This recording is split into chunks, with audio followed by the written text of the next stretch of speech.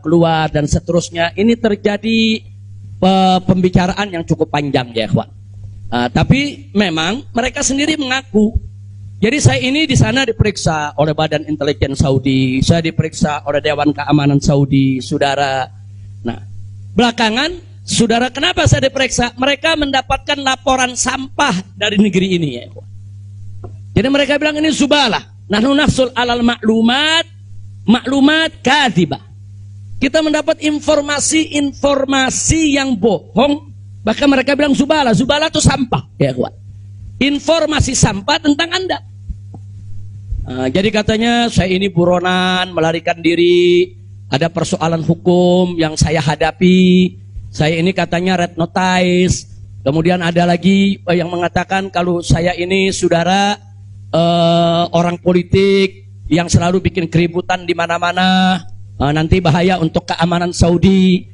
Nah, ini laporan-laporan semacam ini. Saya tidak mau menuduh siapa yang melapor, si A atau si B atau si C ya kawan. Tapi ini ada. Dan ini bukan laporan dari orang biasa. Kalau laporan dari orang biasa, saudara, nggak bakal dihiraukan oleh pemerintah Saudi. Ini tingkat negara. Ini bukan tingkat RT, bukan tingkat RW. Ini tingkat negara. Negara Saudi mendapatkan laporan. Berarti yang memberikan laporan ini, saudara, ini tingkat tinggi juga. Nah, tapi ala kulihal semua kita buktikan. Mereka bilang, apa betul? Anda ini punya kasus hukum. Ada 2 kasus hukum. 1 di Jakarta, 1 di Bandung. Saya katakan kepada mereka, saya tidak punya kasus hukum. Mana buktinya? Saya punya SP3. SP3-nya saya terjemahkan ke dalam bahasa Arab. Kayaknya dalam sejarah nggak pernah ada SP3 diterjemahkan ke dalam bahasa Arab. Sebab kalau saya serahkan SP3, ya tentu kan polisi di sana nggak paham. Intelijen di sana nggak paham. Apa isinya? Apa maksudnya? Kita terjemahkan dalam bahasa Arab. Kita buat dokumen resmi, terjemah resmi. Jadi saya katakan tuduhan apa yang Anda dapat dari pemerintah Indonesia? Oh, Anda ini melarikan diri dari Jakarta karena ada kasus hukum. Saya tunjukkan, ini SP3. Silakan Anda baca. Begitu mereka baca, mereka kaget. Oh, ini kan hukum sudah selesai. Kenapa kok masih dilaporkan Anda tetap bersalah? Jadi pemerintah Saudi sendiri yang menilai ya.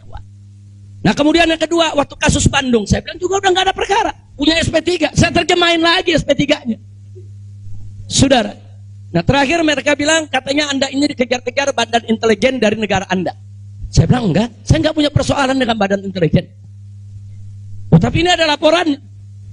Anda bisa buktikan kalau Anda tidak punya permasalahan dengan badan intelijen Indonesia. Punya. Loh, apa buktinya? Saya punya dokumen. Perjanjian antara saya dengan Badan Intelijen Negara Indonesia, saya terjemahkan lagi dalam bahasa Arab. Resmi di situ, saudara. Dan dokumen ini kan belum saya buka ke masyarakat, ya ikhwan. Saya pikir nggak ada perlunya saya buka, ya ikhwan, kecuali kalau darurat saya tunjukkan. Mereka kaget loh. Anda punya perjanjian begini bagus dengan negara, Anda tidak punya masalah. Kok dilaporkan macam-macam? Nah ini yang jadi persoalan ya ikhwan. Ala kulihal, singkat cerita, kalau saya cerita terlalu panjang, saudara, akhirnya pemerintah Saudi ini, otoritas yang berwenang di bidang ini, mereka justru akhirnya minta maaf. Mereka bilang nahnu natawarrat, nahnu ghaltan, kami salah, kami sudah melewati batas wewenang yang kami punya, kami minta maaf karena memang ini kesalahan dari informasi yang kami terima. Nah, jadi supaya Anda tahu, akhirnya mereka tidak mengganggu kita sama sekali. Bahkan terakhir bukan lagi persoalan bayang safar, jangan kita deportasi. Saya ditawarkan, Habib, Anda mau pulang besok ke Indonesia atau Anda mau tinggal di sini selamanya? Silakan. Maka itu pada malam Ahad, Sabtu malam Ahad, sebelum saya pulang, saya ke Riyadh, saya diundang resmi ke Riyadh. Saya diundang resmi ke Riyadh, saya ketemu petinggi di sana ya kawan. Mereka tawarkan, mau tinggal di sini, kita berikan iqamah, kita berikan izin tinggal, mau seumur hidup pun boleh.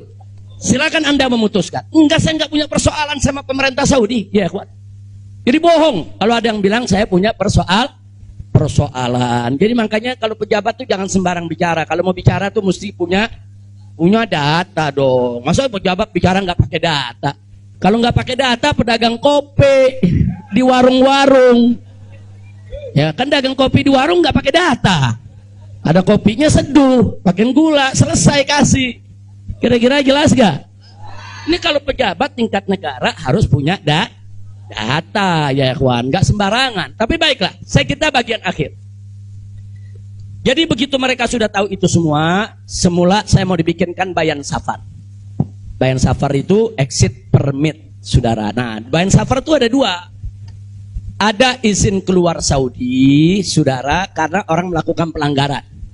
TKI yang melarikan diri dari majikan, atau umpamanya ada tenaga kerja yang melakukan pelanggaran pidana, mencuri, berkelahi, atau membunuh saudara. Nah, mereka-mereka ini kalau diusir dari Saudi itu namanya deportasi dengan bayan safar. Tapi ada juga jenis bayan safar lain. Nah, seperti apa? Seperti orang yang mendapat suaka politik, itu kan perlindungan. Atau seperti orang yang dicekal politik, seperti yang saya alami. Itu bukan pidana. Atau seperti mereka yang kehilangan warga negara. Seperti orang-orang Rohingya yang tinggal di Mekah. Itu mereka nggak punya warga negara, saudara. Tapi kalau suatu ketika mereka mau pulang ke negerinya, diberikan bayan safar kalau mereka mau pulang. Nah, kalau mereka nggak mau pulang, mereka dijamin silakan tinggal di Saudi Arabia. Nah, jadi ini